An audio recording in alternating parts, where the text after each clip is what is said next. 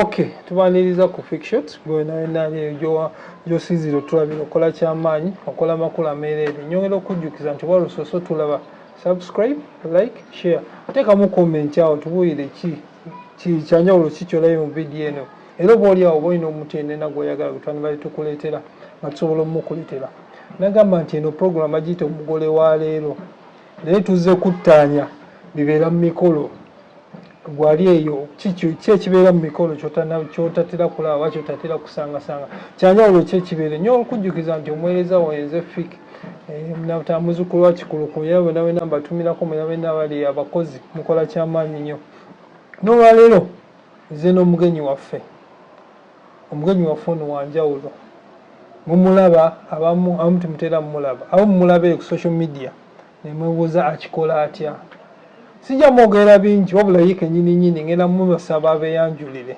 kinsa okulaba nyongera ku ddoboozi yange okusanga omulabi ofali ewa fiction sagala kutegeera gwani zange akatonotono nze bampita Avito linnya lya basipayiniya so erya business am Avyglam like Avito likoma bukomyawo tolinaako linnya ddala Matovu Avito Matovu wangabi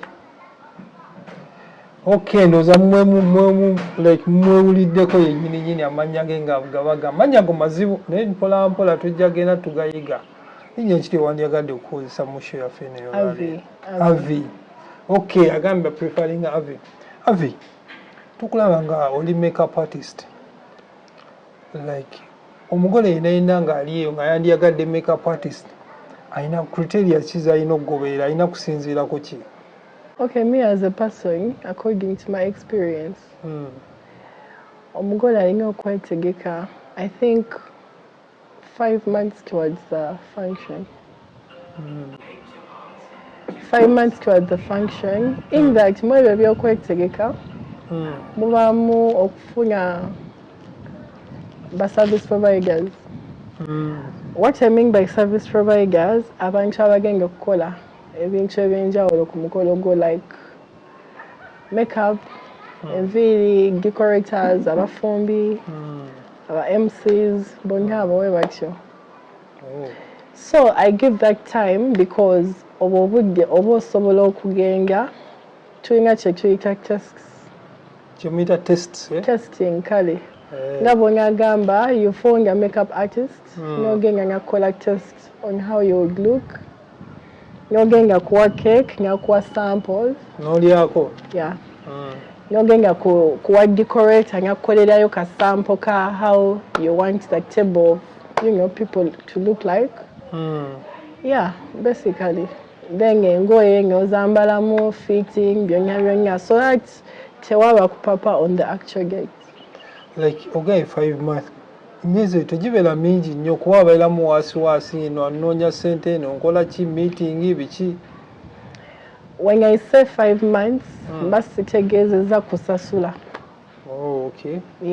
mba ntegeeza or testing or trying out those service providers then you book them kati nya tufocusing nnyo ku field yaffe eya makeup like omugole wajja otuga emyezi 5 mabega katugeza azze like gwe omutunulirawo oti oba olaba ddala kikyalina okusooka nakyo like nga tuli ku makeup because makeup like kyemmanyi tabera ku face ye kanonso nviiri biki mukulaba okugwa oba olaba like aba alina kutandika naki kati if omuntu ng'oyo abazze twogera we talk nyambulira ekifaananyi kikyayagala okulabika on their day because abantu tuli banjawulo waliyo omuntu ng'alina ekifaananyi kyayagala okulabika nga gamaze gwolaba njagala mbulewo ayagala mbulewo yes oli ng'agamba njagala mbeere mukaka mu simple bride something like that kati so mulina okwogera ngemukkaanya you come to an agreement that njagala mbeere bwekiti oba bwekiti Okay. That's the first thing. Then the second thing is like deposits to confirm your gates. The date, eh? Deposit. Deposit, okay. To confirm your gates. Kubanga ojaba wakavaawo mulala ajja. Ate ampe deposit olina kulonda erabire.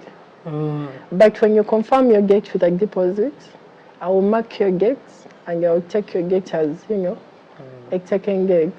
Okay. Then the third thing is you as yourself. Bishop, you're getting your collar to make sure you are ready as a bride. Like back then, nangakatanga filled your makeup. Nga abagole bafuna sima ya bridal packages. Ngezo bridal packages ezo muberamu ebizigo. Ebizigo ebyokwesiga. In most cases, abagole bali bagala like to lighten up. Ngabonyagamba berukemuko white. That's not what I mean. Okay. What I mean is the facial stuff. Okay. Scrubbings, whites, byonyabonyed. And fourthly is to talk about the hair. Ngabonyagamba njagala nviri ki ezinyala kunyumira ng'omuntu because mankulabe mba manyi what will suit you best. Yeah. So basically kati ogaye like before bakolanga packaging nga mulimu ebizigo bantu balooza nga teyesiga bizigo ki oba like ebizigo bamugamba katugenda kuwa kino ekizigo kyogenda okwesiga until your day. Yeah, exactly. Like bafunanga ezo packages nga bonyagamba omugole oba atuuke ondagye nga ali brightened up obango webikyo it's meant to kunyiriza mugole in sort. Naye kati ebyo ebizigo tebyalina nga effect ku skin z'abantu kuba because okimuwadde ekizigo omusanze alina kyeyeesiiga. And of course that's why ngambye byali back then kubanga balowooza nga abagole balina okutuuka ondagye nga oba bali better something like that. Right now mukola ki kati? Kati right now the preps of a bridal person is the facials mostly, steaming, scrubbing, ebyo webityo. Kati ebyo nayo olina bimukolako paka ku lunaku. Sinza bimukola. Yeah, they go to the specialist that do that. Okay. I advise. You advise.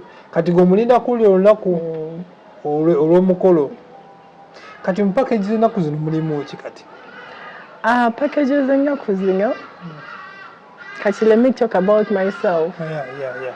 My package as a makeup artist, there are different packages. There is a package that comes with makeup and hair. Okay. And the entire team, if we come to the wedding. Bagole bona bridal. Bridesmaids, all that stuff. Nga n'abasajja mwe bali. Nedda. Okay. Then there is a package that comes with makeup only for the bride. It depends on the preferences of the bride actually. Okay. Yeah. Kati omwayifa ali ayagala kitegeere omugamba bridal oba otaddeko abagole bonna. Let's say it's a wedding. Saluni ku makya nagenda mu church. Nava mu church nagenda mu garden nagenda ku reception. Awo wonna otambula naye. Era nga yo package njala. Yeah. Because waliwo munnaye aba like I won't say but waliwo abamu olw'enfunga z'ensawo zaabwe nga they can't afford you moving with them because it's kind of costly. Okay. Firstly oba osoolinga kuro and the time. And the time kikulu nnyo. Yeah, so there is that package nga bw'agamba it's a wedding. I do your makeup, no genga. And there is that package, I give you makeup, I stay with you the entire day. Pack omukolo ogugu. Oba pack I went choose the last time. Kati no package eno gy'owa abantu ejjirako na buli kimu like let's say earring biki ebyo oba muyita butya buno? Lashes. Lashes. Okay. Nga bwe nagambye when someone comes for consultation twogera ne mubuulira different things Okay. But ebyonga earrings, jewelry and all that stuff biba ku mugole because yabamanyi byagenda okwambala. Nze mba sibimanyi. And she knows what suits best for her outfits. Okay. Basically what I provide is the makeup, the hairstyling, and I think the hair accessory. Kati abi kisoko tutangazeemu singa omugole ajja naye like especially babeera nnyo mu December omwo nze mvudde bweru simanya nyina n'ebyange byenze nabyo abo bandolinga otya abo? What like how I handle them. And first and foremost, this virtual consultation, nkubuuza nkugamba, what have you been using or have you done makeup before? Wongamba yes, nkugamba what have you been using? Okay, nabikulaga. Waba sobola nabingaga. But basically, I personally tell them I use because nkosa original products and I ship my products from out. Okay. Sigugula muno. For the comfortability of someone and for the professionalism. Ntegera. Mbi jabweru. Obijja bweru. Yeah. Ebyomu Uganda tebikola.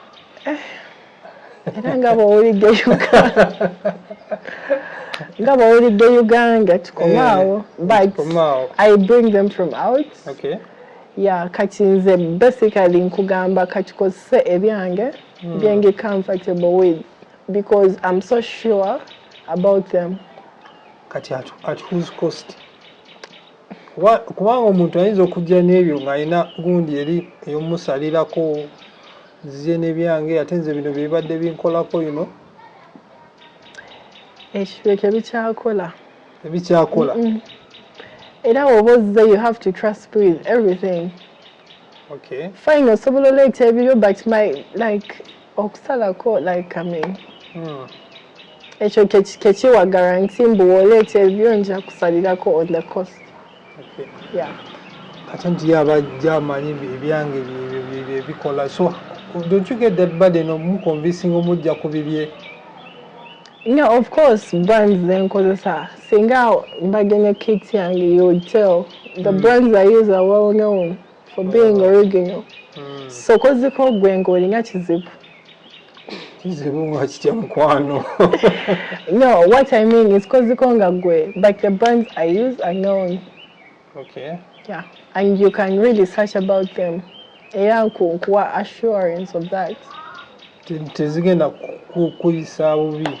I think the munya yosanga nga abamu bye bakosa akyebeba bukyula because people akozesa akyala bamboli kye yakozesaako oba something like that but they don't get that really kunnyonnyolebwa about how they use them. Kati do you do skin test nga gwe makeup artist? What do you mean? Like omuntu ojja n'ogamba skin yeyo tugenda gitestinga like tulabe ki because otugambye ajja like myezi ng'etaano